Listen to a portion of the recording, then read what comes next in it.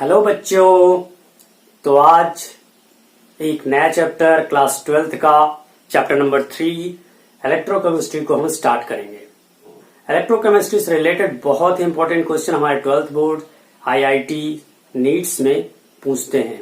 इनसे related numericals, खासतौर पे नॉन स्टिक इक्वेशन से न्यूमेरिकल्स बहुत ही अच्छे बनते हैं। तो इस पॉइंट से ये चैप्टर हमारे लिए बहुत ही इंपॉर्टेंट हो जाता है। साथ ही साथ बहुत ही इंटरेस्टिंग चैप्टर ये हमारा होने वाला है, क्योंकि इस चैप्टर में हम अपने डेली लाइफ से यूज कुछ चीजों को पढ़ेंगे, जैसे कि बैटरी, सेल, इन सब के बारे में हमको स्टडी करनी पड़ेगी।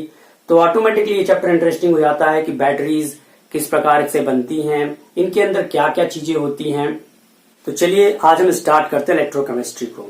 सो my name is Pankaj Pandey and you are watching your favourite channel, cute सा चैनल केमिस्ट्री वाला। तो हेडिंग लगाएंगे हम सब इलेक्ट्रोकेमिस्ट्री।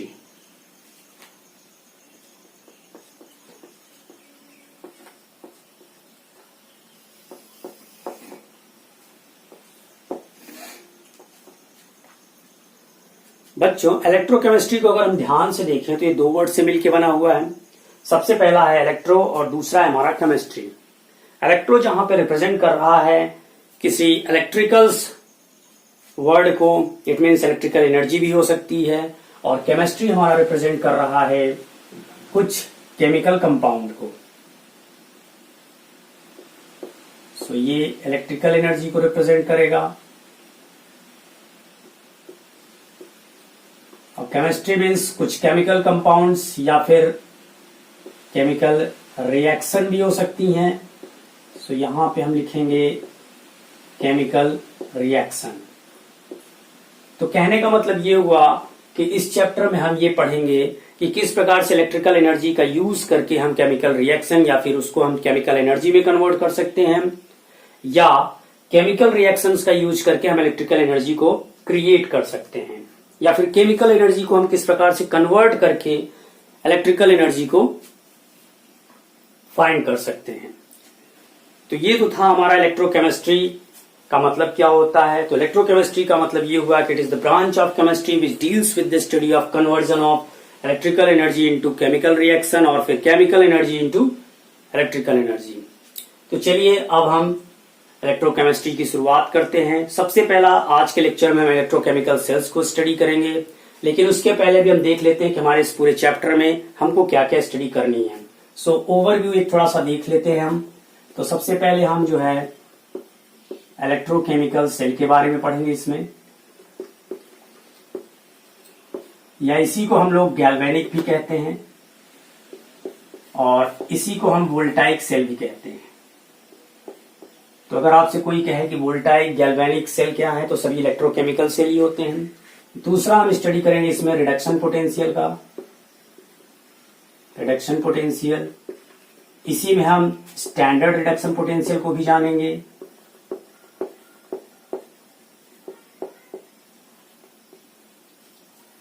थर्ड हम स्टडी करेंगे नॉन स्टिक इक्वेशन की, जो कि बहुत ही इंपॉर्टेंट है, और ये इतना ज्यादा इंपॉर्टेंट है कि अक्सर इससे न्यूमेरिकल्स हमारे कंपटीशन में पूछ लिए जाते हैं। फोर्थ है हमारा इलेक्ट्रोलाइटिक सेल। अब देखिए दो टाइप्स की सेल यहाँ पे होगी। पहली होगी इलेक्ट्रोकेमिकल सेल और दूसरी होगी इलेक्ट्रोलाइटिक सेल। इलेक्ट्रोकेमिकल सेल में हम केमिकल एनर्जी का यूज करके इलेक्ट्रिकल एनर्जी को क्रिएट करेंगे, और इलेक्ट्रोलाइटिक सेल में हम इलेक्ट्रिकल एनर्जी का यूज करके केमिकल एनर्जी को फाइंड करेंगे। फिफ्थ हम पढ़ने वाले हैं यहाँ पे फैराडे लॉ को, जो कि बहुत इंपॉर्टेंट लॉ है। इसको हम कुछ 11th क्लास में भी स्टडी कर चुके हैं। सिक्स्थ है हमारा कंडक्टेंस। अब कंडक्टेंस अगर देखा जाए तो मेटल में भी होता है, और कुछ ऐसे सॉल्यूशंस होते हैं जिनको हम इलेक्ट्रोलाइट्स कहते हैं, उसमें भी कंडक्टेंस पाया जाता है। तो हम इस चैप्टर में उसी कंडक्टेंस के रेस्पेक्ट में स्टडी करने वाले हैं। यानी कंडक्टेंस हम देखेंगे इलेक्ट्रोलाइट्स के रेस्पेक्ट में, और इसी में हम मोलर कंडक्टेंस को भी देखेंगे, और साथ ही कुलरास्क लॉ को भी देखेंगे। तो ये कुछ इस चैप्टर में हम स्टडी करने वाले हैं। तो चलिए फटाफट से हम जो है सबसे पहला हमारा जो है इलेक्ट्रोकेमिकल सेल्स को हम शुरू करते हैं। लेकिन इलेक्ट्रोकेमिकल सेल्स के पहले मैं आपको एक्सपेरिमेंट्स बताऊंगा, और वो एक्सपेरिमेंट्स इस पॉइंट ऑफ व्यू से भी इंपॉर्टेंट हो जाता है क्योंकि इलेक्ट्रोकेमिकल्स की शुरुआत वहीं से होती है। तो इलेक्ट्रोकेमिकल सेल को शुरू करने से पहले हम उस एक्सपेरिमेंट को देखते हैं। तो चलिए, इलेक्ट्रोकेमिकल शुरू करने से पहले हम उस एक्सपेरिमेंट को देख लेते हैं। और इस एक्सपेरिमेंट्स को जानने के लिए हमें एक कनस्टर बनाना पड़ेगा। कनस्टर आप लोग समझते होंगे, यहाँ पे एक कनस्टर बनाना पड़ेगा। कनस्टर आप समझते होंगे, कभी आप दुकान पे गए होंगे तो सरसों का तेल जब मांगेंगे एक डिब्बा, तो एक टीने का बना रहता है, उसको हम लोग कनस्टर कहते हैं। लेकिन यहाँ कनस्तर नहीं लेंगे, ये कंटेनर लिया हुआ है मैंने, और इस कंटेनर में हम कॉपर सल्फेट का एक्वस सोल्यूशन लेते हैं। ये सोल्यूशन हमारा ब्लू कलर का होता है, और इस सोल्यूशन में हम जिंक की रॉड को डिप करेंगे। ये हमारी जिंक की रॉड है,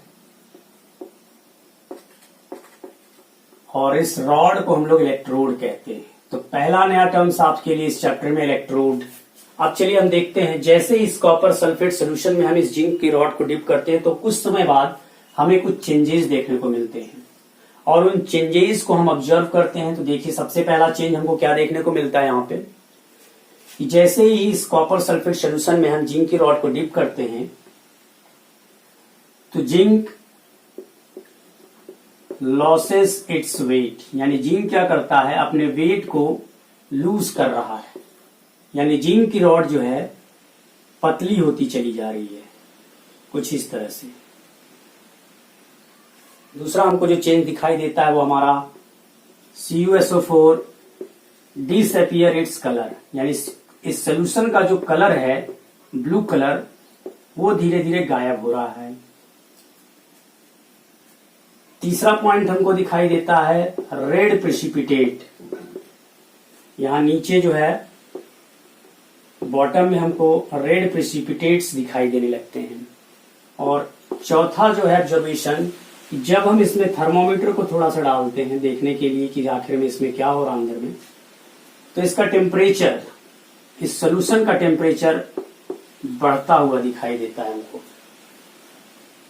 तो ये कुछ 4 ऑब्जर्वेशन, जैसे इस कॉपर सल्फेट सोल्यूशन में हम इस जिंक रॉड को डिप करते हैं तो हमको दिखाई देते हैं। अब इसके क्या कारण हैं, क्यों इस तरह का ये बिहेव कर रहा है, उसके पीछे कुछ न कुछ कारण जरूर होगा। तो चलिए हम इन ऑब्जर्वेशन को एक एक करके देखते हैं कि आखिर में क्यों ये सारी चीजें हमको देखने को मिल रही हैं। तो सबसे पहला पॉइंट है कि जिंक लॉसेस इट्स वेट। देखिए, यहाँ पे जो जिंक की मेटल है, जो यहाँ पे मैंने जिंक का रॉड लगाया हुआ है, वो सॉलिड फॉर्म में है। तो होता कुछ यूं है कि जिंक पिघल पिघल करके इस सोल्यूशन के अंदर आ रहा है। अब जिंक पिघलने का मतलब ये हुआ कि ऑटोमेटिकली पूरा नहीं पिघल गया, जिंक से इलेक्ट्रॉन निकल रहे हैं, तभी तो ये धीरे धीरे इलेक्ट्रॉन्स के रूप में यहाँ कॉपर सल्फेट सोल्यूशन में आ रहा है। और इस प्रोसेस को हम कहते हैं ऑक्सीडेशन। तो एक नया टर्म्स हमको देखने को मिला, ऑक्सीडेशन। यानी ऑक्सीडेशन वो प्रोसेस होती है जिसमें कोई भी एलिमेंट्स अपने इलेक्ट्रॉन को लूज करता है। जब कोई एलिमेंट इलेक्ट्रॉन को खो देता है तो उसे ऑक्सीडेशन कहते हैं। और दूसरा ऑब्जर्वेशन ये है कि कॉपर सल्फेट सोल्यूशन का कलर जो ब्लू है वो डिसअपियर हो रहा है। एक्चुअली में बच्चों होता क्या है कि इस सोल्यूशन में Cu2+ और प्लस SO4 2- होता है, और ये जो ब्लू कलर होता है इस कॉपर आयन के चलते होता है। तो होता यूं है कि जब जिंक के इलेक्ट्रॉन यहाँ पे आते हैं तो कॉपर क्या करता है, इन 2 इलेक्ट्रॉन्स को रिसीव कर लेता है, और फिर ये कॉपर सॉलिड फॉर्म में चेंज हो जाता है। यहाँ पे ये एक्वस फॉर्म में था Cu+,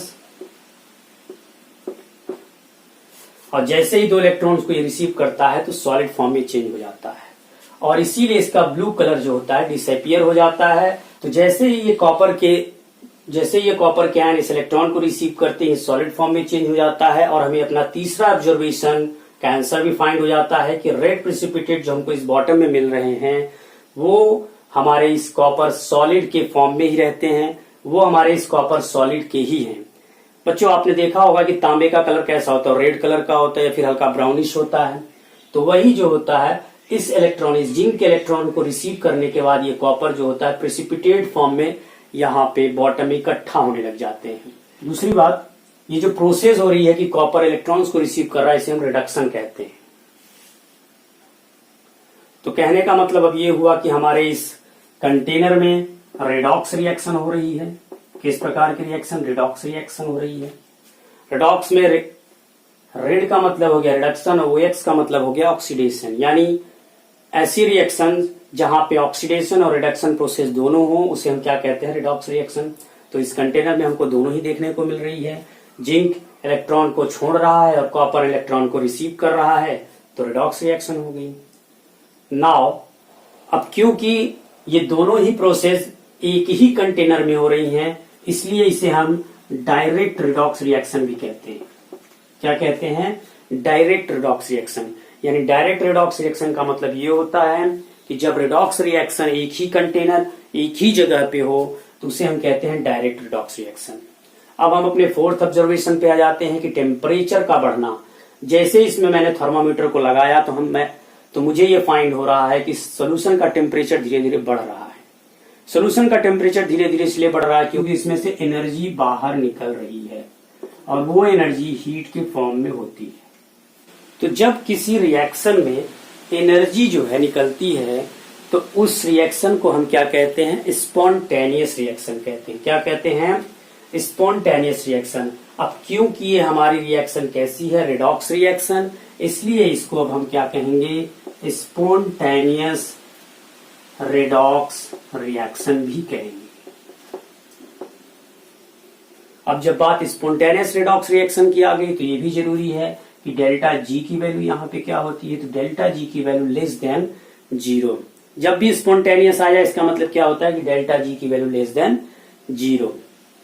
अब जो मेन बात यहाँ पे निकल के सामने आ रही है, तो सबसे पहले ऑक्सीडेशन क्या हो गया, यहाँ हमने ये देख लिया। रिडक्शन क्या होता है हमने ये भी देख लिया। डायरेक्ट रिडॉक्स रिएक्शन क्या होती है ये भी देख लिया। और स्पॉन्टेनियस रिडॉक्स रिएक्शन का मतलब क्या हुआ, ये सारी चीजें हमने देख ली। अब जो मेन पॉइंट यहाँ पे है कि इस सारी प्रोसेस में हम एनर्जी को फाइंड कर रहे हैं, लेकिन उस एनर्जी को हम अपने यूज में नहीं ले पा रहे हैं। सबसे बड़ी प्रॉब्लम यहाँ पे यही आ रही है। और आप लोगों को तो मालूम है कि हम सब कितने सेल्फिश हैं। जैसे ही हम लोगों ने देखा कि इसमें से एनर्जी निकल रही है तो हमारे दिमाग में तुरंत ये बात आई, क्यों नहीं इस एनर्जी को हम लोग यूटिलाइज कर लें और हमारे डेली लाइफ में इसका कुछ न कुछ यूज हो जाए। तो बस यहीं से शुरुआत होगी इलेक्ट्रोकेमिकल सेल्स की, यानी इस केमिकल रिएक्शन के चलते जो एनर्जी रिलीज हो रही है इसको अब हम क्या करेंगे? इलेक्ट्रिकल एनर्जी में कन्वर्ट करके उसको अब हम अपने डेली लाइफ में यूज करने वाले हैं। तो हेडिंग लगाएंगे हम सब इलेक्ट्रोकेमिकल सेल। Electrochemical cell. अब देखिए,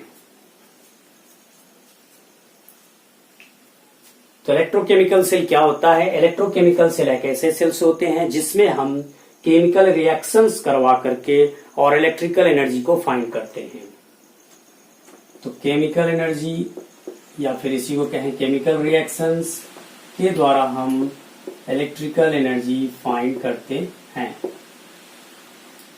अब ये क्यों हमको मिलता है? Due to spontaneous redox reaction. और ये spontaneous redox reaction indirect way में होगी। इनडायरेक्ट वे का मतलब ये हुआ कि अब सारी रिएक्शंस एक ही कंटेनर में नहीं होंगी बल्कि अलग अलग कंटेनर में होंगी। किसी कंटेनर में ऑक्सीडेशन होगा तो किसी कंटेनर में रिडक्शन की प्रोसेस होगी। चलिए देखते हैं वो कैसे। और इसी इलेक्ट्रोकेमिकल सेल्स को हम गैल्वेनिक सेल भी कहते हैं। गैल्वेनिक सेल या फिर इसी को हम वोल्टाइक सेल भी कहते हैं। ये तीनों एक ही नाम है, चाहे इलेक्ट्रोकेमिकल सेल कहो, चाहे गैल्वेनिक सेल्स कहो या फिर चाहे वोल्टाइक सेल कहो। अब इस सेल का सबसे अच्छा एग्जाम्पल है Daniell cell. Daniell cell Daniell cell क्या होता है? डेनियल सेल एक प्रकार का इलेक्ट्रोकेमिकल सेल होता है जिसमें हम जिंक और कॉपर की रॉड को इलेक्ट्रोड के रूप में इस्तेमाल करेंगे। हेडिंग लगाएंगे वो हम सब डेनियल सेल। डेनियल सेल्स को समझने के लिए अब हम यहाँ पे 2 कनस्तर बनाएंगे। कनस्तर नहीं अच्छा लग रहा आपको तो 2 कंटेनर बना लीजिएगा।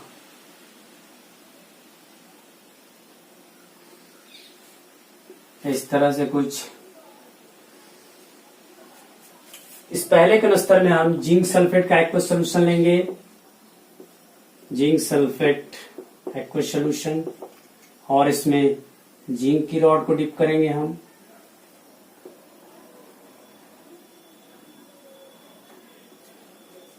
और दूसरे कंटेनर में अब हम कॉपर सल्फेट का एक्वस सोल्यूशन लेंगे। CuSO4 एक्वस सोल्यूशन, और इसमें कॉपर की रॉड को हम डिप करके रखेंगे। और इन दोनों ही इलेक्ट्रोड को हम अब एक बल्ब से कनेक्ट कर देते हैं ताकि हमको ये पता चल जाए कि इसमें करंट पास हो रहा है कि नहीं। वो बार बार मैं पीछे से ले जाता हूं कि ताकि ये देख लूं कि वीडियो सही चल रहा है कि नहीं तो पूरी मेहनत बेकार हो जाती है। और साथ ही बच्चों एक रिक्वेस्ट है आपसे हमारी कि please and please and please आप हमारी इस मेहनत को बेकार न जाने दिया करें। आपके पीछे हम मेहनत कर रहे हैं तो प्लीज इस वीडियो को आप लाइक, शेयर और सब्सक्राइब जरूर करें ताकि ये वीडियो उन बच्चों तक भी पहुंच सके जिनकी मॉनिटरी कंडीशन बहुत वीक है। हम ये देख रहे थे कि इस कंडक्टर वायर को अब हम एक बल्ब से कनेक्ट कर देते हैं ताकि जैसे ही ये बल्ब ग्लो करे तो हमें ये समझ आ जाए कि अब इसमें से करंट फ्लो हो रहा है। देखिए इसमें होता क्या है इन दोनों ही कंटेनर्स में बच्चों कि जब जिंक सल्फेट के सोल्यूशन में हम जिंक की रॉड को डिप कर देते हैं तो जिंक की रॉड में से जिंक के आयन Zn2+ फॉर्म में इस सोल्यूशन में आने लगते हैं और इसके इलेक्ट्रॉन जो है इस रॉड के थ्रू, इस वायर के थ्रू ये दूसरे कंटेनर की ओर जाने लगते हैं। और जैसे ही दूसरे कंटेनर की ओर जाते हैं तो अब इसमें कॉपर सल्फेट का सॉल्यूशन है तो यानी इसमें Cu2+ और SO4 आयन भी होंगे। और Cu2+ को यहाँ पे चाहिए इलेक्ट्रॉन, तो जैसा ही देखता है कि इलेक्ट्रॉन इस रॉड पे आ रहे हैं तो ये तुरंत जो होता है इस पे जाके चिपक जाता है और इलेक्ट्रॉन को रिसीव कर लेता है। तो अब देखिए यहाँ पे जिंक क्या कर रहा है, इलेक्ट्रॉन को छोड़ रहा है। तो इसका मतलब ये हुआ कि यहाँ पे क्या होगी, ऑक्सीडेशन की प्रोसेस। अब क्योंकि यहाँ पे इलेक्ट्रॉन आ रहे हैं इसलिए क्योंकि इस रॉड पे अब इलेक्ट्रॉन की भरमार हो गई है, ये इलेक्ट्रॉन को क्रिएट कर रहा है ये रॉड, इसलिए ये हो जाएगा निगेटिवली चार्ज इलेक्ट्रोड। और निगेटिवली चार्ज इलेक्ट्रोड को एनोड कहा जाता है। और अगर इधर देखें तो कॉपर क्या कर रहा है, कॉपर इस इलेक्ट्रॉन को रिसीव कर रहा है, यानी यहां पे होगी रिडक्शन की प्रोसेस और ये होगा पॉजिटिवली चार्ज इलेक्ट्रोड। और इसलिए इसको हम क्या कहेंगे, कैथोड।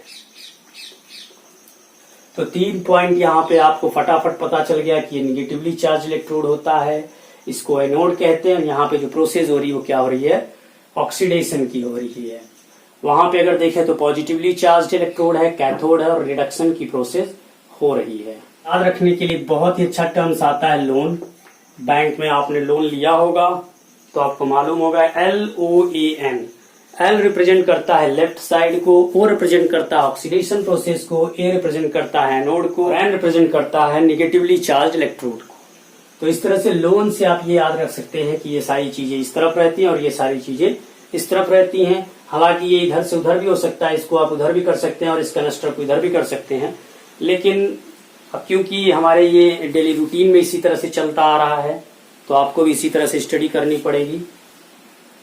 और तभी तो ये लोन शब्द का इस्तेमाल किया गया है ताकि हम इसको याद कर सकें कि ये इस साइड पे रहता है। अब आगे देखते हैं इसमें।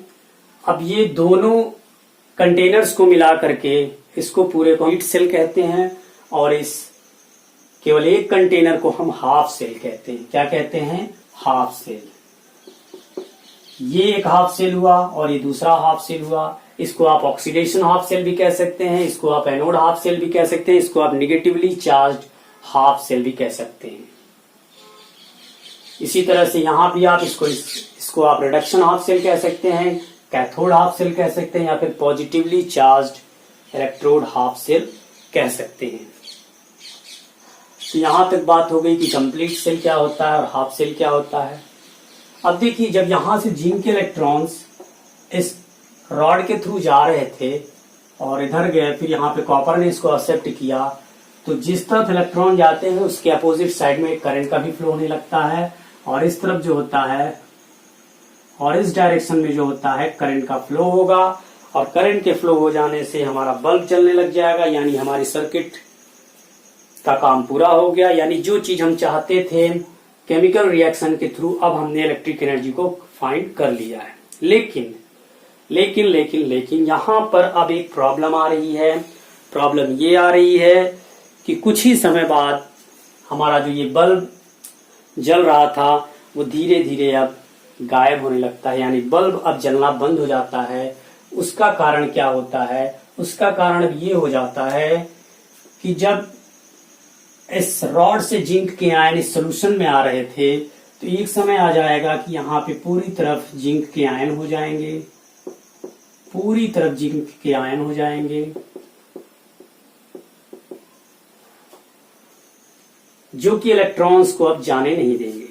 इस रॉड के चारों तरफ जिंक के आयन्स एक्यूमुलेट हो जाएंगे और इस इलेक्ट्रॉन्स को जाने नहीं देंगे। बोलेंगे तुम कहाँ जा रहे हो, तुम मेरे ही पास रहो, मुझे छोड़ के मत जाओ। और इस प्रकार से ये पूरा सोल्यूशन कैसा हो जाएगा? पॉजिटिवली चार्ज सोल्यूशन हो जाएगा। पॉजिटिवली चार्ज सोल्यूशन का मतलब ये हो गया कि जिंक के आयन्स यहाँ पे पूरी तरह से इस सोल्यूशन में आ जाएंगे और इलेक्ट्रॉन को फ्लो होने में बैरियर्स का काम करने लगेंगे। ठीक इसी तरह से इस सोल्यूशन में क्या होगा? कॉपर के आयन इधर जा रहे थे, तो कॉपर्स के आयन जब उधर जा रहे तो सल्फेट धीरे धीरे सल्फेट्स के आयन्स की मात्रा यहाँ बढ़ती चली जाएगी हर जगह। यानी कहने का मतलब ये निगेटिवली चार्ज सोल्यूशन हो जाएगा पूरा। और ये सल्फेट आयन्स क्या करेंगे कि जब इलेक्ट्रॉन्स इधर से आ रहे होंगे तो ये इसको रिपेल करने लगेंगे, यानी ये इलेक्ट्रॉन्स को आने नहीं देंगे। यानी जो काम हो रहा था हमारा इलेक्ट्रॉन का मूवमेंट फ्लो, जिसके चलते करंट का फ्लो होने लगा था, वो अब धीरे धीरे पूरा काम यहाँ पे ठप हो जाएगा। पूरा सेल हमारा जो है अब क्या हो जाएगा? बंद हो जाएगा, करंट का भी पास होना बंद हो जाएगा और इलेक्ट्रॉन की मूवमेंट भी बंद हो जाएगी। तो अब यहाँ पे कुछ समय के बाद ये प्रॉब्लम आ जाती है, लेकिन इसके बाद भी हम लोगों ने नहीं माना। तो अब हम क्या करेंगे? इस प्रॉब्लम्स को सॉल्व करेंगे, और उस प्रॉब्लम को सॉल्व करने के लिए अब हम लगा देंगे इसमें सॉल्ट ब्रिज।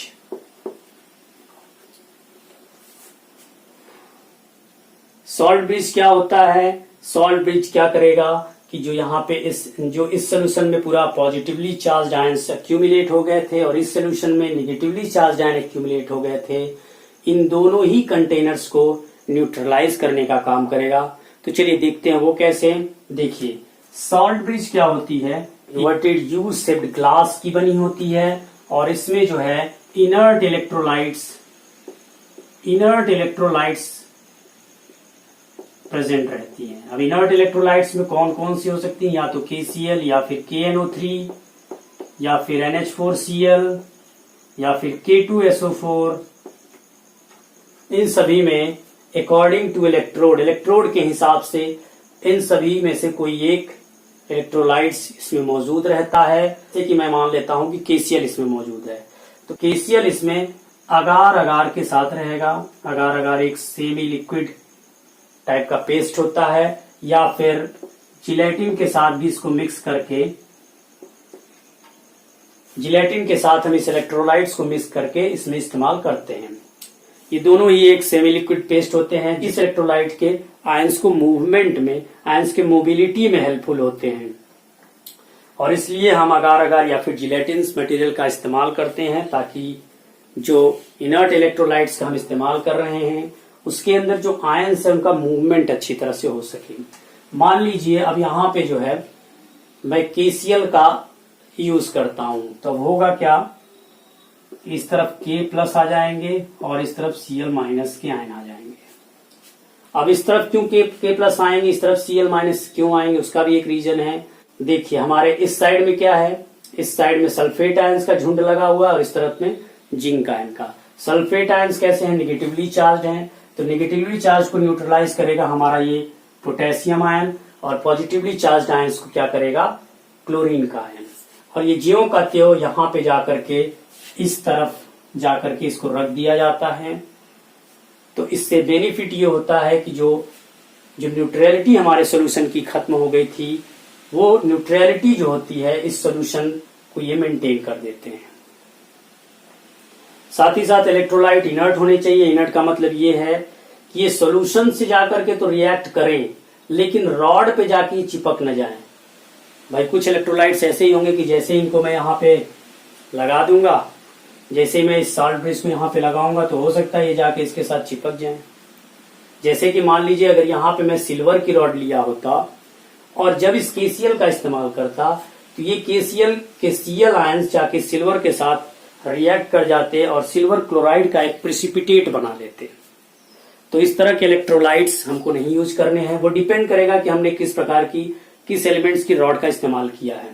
अब यहाँ पे तो जिंक है तो आप KCl को ले सकते हैं। चलिए अब हमने सॉल्ट ब्रिज को समझ लिया, अब हम हेडिंग लगाएंगे फंक्शन ऑफ सॉल्ट ब्रिज। चलिए अब हम देखेंगे फंक्शन ऑफ सॉल्ट ब्रिज, यानी सॉल्ट ब्रिज का फंक्शन क्या है इसमें। अब तो सबसे पहला फंक्शन तो आप सभी समझ गए होंगे, मेंटेन न्यूट्रलिटी ऑफ सोल्यूशन, यानी सोल्यूशन की न्यूट्रलिटी को ये मेंटेन करता है। दूसरा ये complete circuit by flow of electron, यानी जो प्रोसेस रुक गई थी अब वो प्रोसेस को ये चालू करके इस कंप्लीट सर्किट को बनाता है।